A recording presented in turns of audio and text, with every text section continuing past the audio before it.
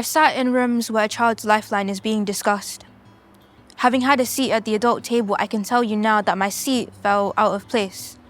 My spine stiff, rigid with the anxiousness of knowing how the youth sector works. How things cannot be as fluid as water and immediately come into motion. The plans can cause commotion and ruckus with disagreement over how to best approach a situation.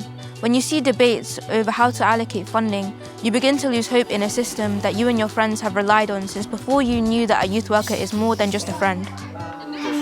They are protection from the dangers of the outside world that they know can swallow you whole.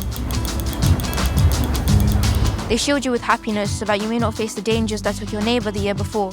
Memorials on both sides of this borough from Somers Town to Highgate just go to show the cruelties that are awaiting any of us young people. But I'm tired of being afraid to wear a hoodie at the cost of someone else's mistake of thinking that I am a target. I feel like I'm silver in a pile of gold, but I've been treated as though I am a diamond in the spaces that youth work creates. Sometimes I feel like the youth workers I talk to are psychic, and not everyone wants to see a psychic.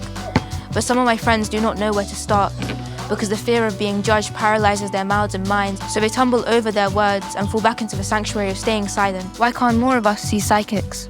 If you value the voice of young people, why take away the route that gets them to best speak? Give them someone relatable. Give them someone who they can talk to that tells them what they are, not what their minds deem them to be. They are not weak. I've had the privilege of knowing organisations that best help young people.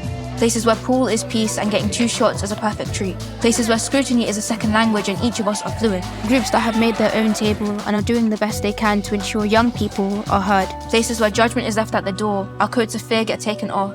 There are organisations that have given me this platform to say what I want to say without the fear that I may be wrong. Because if there's one thing that these organisations know is that a young person is never wrong in their view, they just have one. I think you'll find that there are some young people who will speak with passionate fire over how this sector has saved them, has made them better.